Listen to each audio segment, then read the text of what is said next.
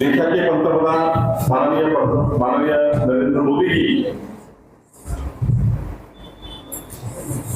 यांनी त्यांच्या सरकारचा 3-0 कार्यकाळ सुरू केला आणि या 100 दिवसामध्ये विकसित भारताच्या संकल्पाचा आणि विकसित भारताचा संकल्प करताना भारताच्या विकासावर 100 दिवसात 122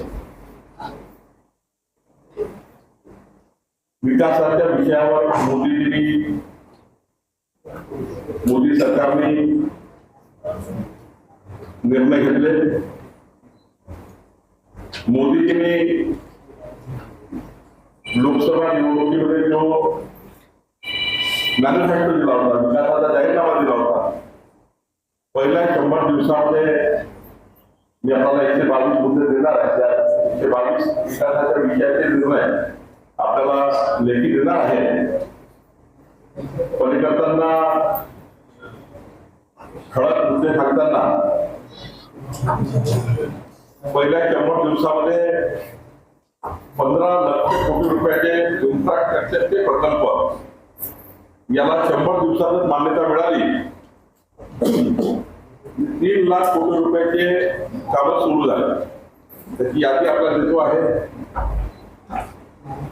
आपण बघितलं असाल महाराष्ट्रामध्ये मागच्या वेळी मोदीजी आले,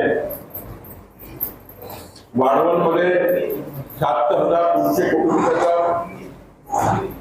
वाढवणचा जगातला सर्वोच्च बंदर, म्हणजे जगातल्या 10 सर्वोच्च बंदरामध्ये वाढवणचा बंदर हा मागच्या 40 वर्षापासून न होणारा प्रकल्प, त्याला कामाला सुरुवात झाली। प्रधानमंत्री ग्राम सडक योजनेच्या 9व्या टप्प्याला मान्यता मिळाली, जेणेकरून ग्रामीण भागातले संपूर्ण रस्ते आता प्रधानमंत्री ग्राम सडक योजनेमध्ये संपूर्ण महाराष्ट्र आणि देशामध्ये होणार आहे। जवळपास 49,000 कोटी रुपये प्रधानमंत्री ग्राम सडक योजनेच्या कामाला 25,000 गावांना देण्याचा निर्णय मोदी सरकारने घेतला आणि यामध्ये 62,500 किलोमीटर 25,000 गावांना 62,500 किलोमीटरची कनेक्टिव्हिटी होणार आहे। आपण बघितलं असाल किसान मित्र योजनेमध्ये मोदीजींनी प्रधानमंत्री किसान सन्मान योजनेचा 17वा हप्ता रिलीज केला। 9,30,00,000 लोकांना, शेतकऱ्यांना 20,000 कोटी रुपयाचा रक्कम मागच्या हप्त्यामध्ये वितरित झाली आणि आतापर्यंत 12,33,00,000 शेतकऱ्यांना 3 लाख कोटी रुपये वितरित झाले। 3 लाख कोटी रुपये वितरित झाले। 24-25च्या खरीप पिकासाठी MSP वाढवण्यात आला आणि त्यामुळे MSP वाढवल्यामुळं 2 लाख कोटी रुपयाचा फायदा 12 कोटी शेतकऱ्यांना झाला। याचे सर्व आकडे उपलब्ध आहे। किसान मित्रमध्ये महाराष्ट्राला मोठा फायदा झाला। सोयाबीन मध्ये आता बघा, पाम ऑइलवर इम्पोर्ट ड्युटी नव्हती, आता इम्पोर्ट ड्युटी लावल्यामुळं सोयाबीनचे जी मागणी शेतकऱ्यांची होती की आमचे दर वाढवा, यामध्ये खूप मोठा फायदा सोयाबीनच्या शेतकऱ्यांना त्यांची आधारभूत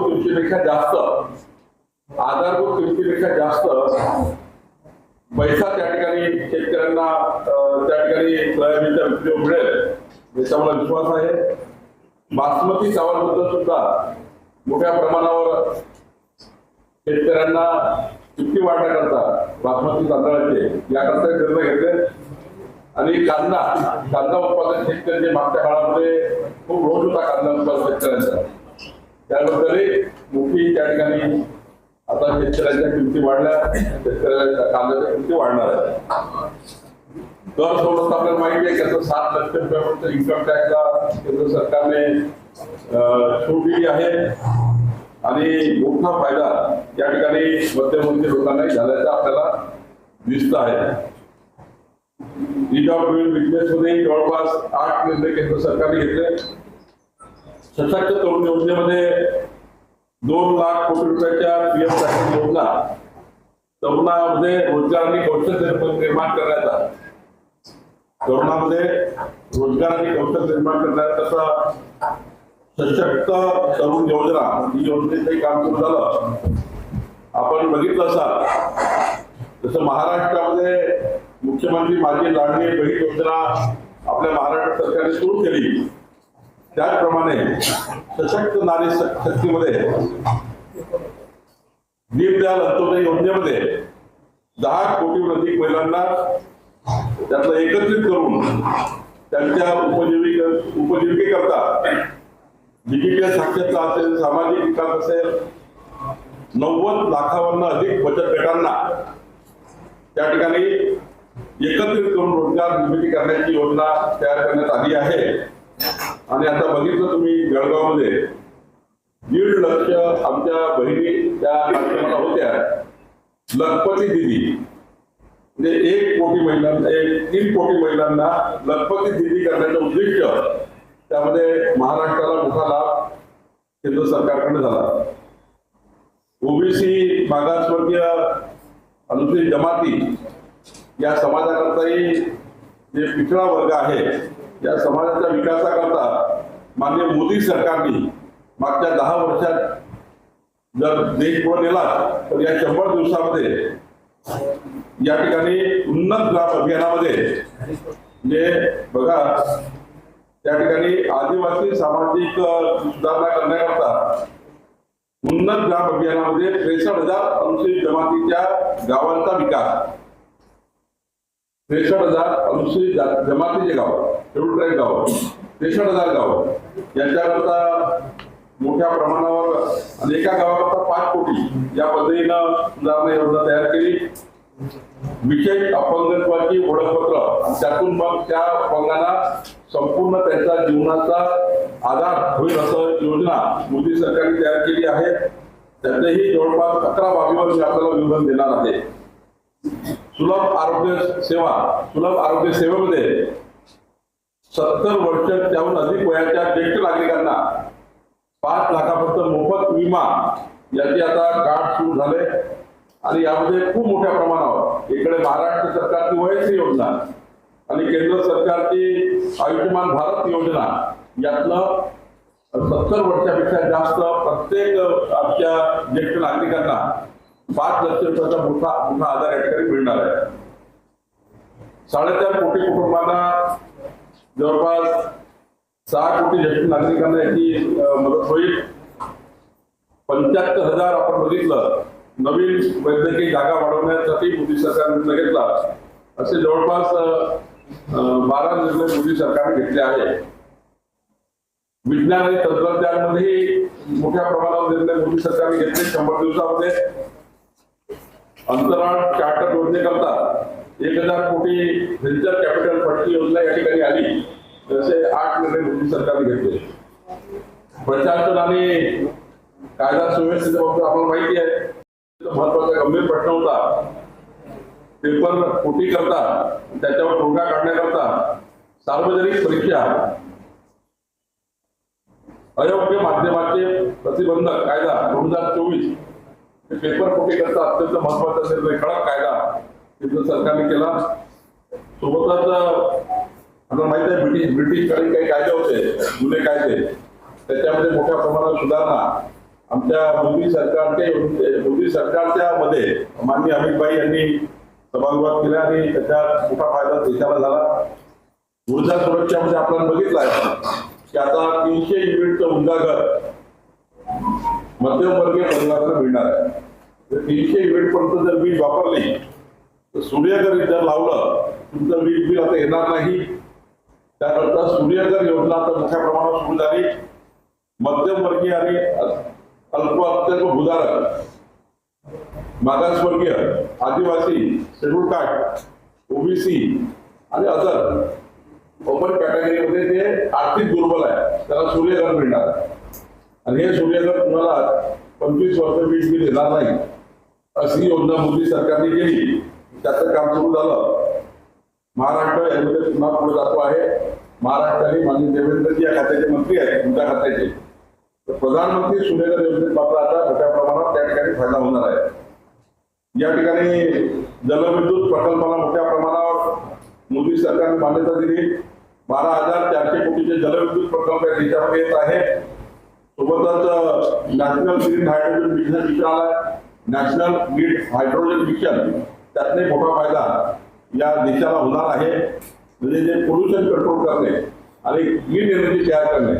म्हणजे आता जर महाराष्ट्राचा विचार केला, परवा देवेंद्रजी सांगितलं की 7 लाख शेतकऱ्यांना नवीन सोलर पंप मिळणार विजेचे.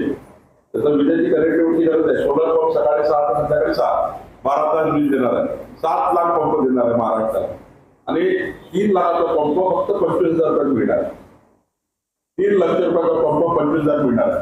आणि 44 लाख शेतकरी जे आहे ज्यांना वीज माफ केली आहे महाराष्ट्र सरकारने, पुढचे 5 वर्ष आपलं सरकार या महाराष्ट्रामध्ये आलं तर वीज माफ राहणार.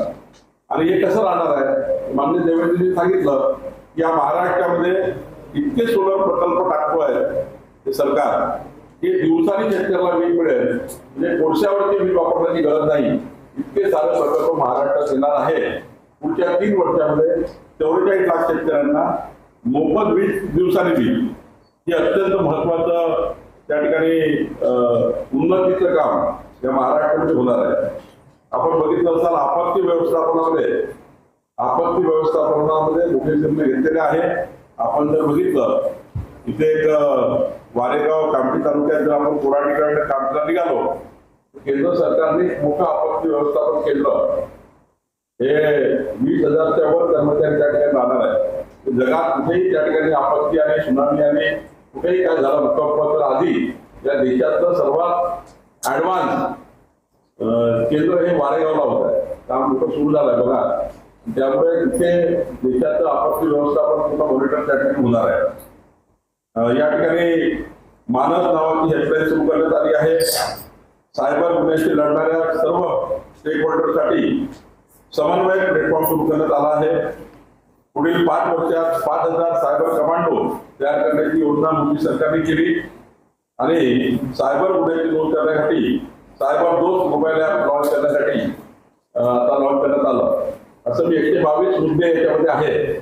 मी आपल्याला सर्व माझ्या मित्रांना, आमच्या पत्रकार बंधूंना, कारण आपण एक अत्यंत महत्वाचं माध्यम आहे आणि आपल्या माध्यमाने हे जर व्यवस्थितपणे मांडलं तर ज्या नागरिकांना योजनेतनं येण्याकरता काही माहिती नसलं त्या लोकांना माहिती होईल. कारण शेवटी सरकार एखादी योजना करतं, पण सरकारची योजना समाजापर्यंत पोहोचवण्याचं माध्यम मीडिया आहे, डिजिटल मीडिया आहे. आपण सर्व या ठिकाणी संपादक आहात. आपण सर्व या ठिकाणी डिजिटल मीडियाचे प्रमुख या ठिकाणी अत्यंत माध्यमाचे ज्येष्ठ प्रतिनिधी बसलेले आहेत. तर मला असं वाटतं की आपल्या माध्यमातून 122 मुद्द्यावर आपण मोदी सरकारने 100 दिवसात केलेलं काम आम्ही 100 दिवसांनी पुन्हा येणार आहोत आपल्याकडे. आणि प्रत्येक 100 दिवसात मोदी सरकारने काय काय देशाकरता केलं हे आम्ही आपल्याला सांगणार आहोत.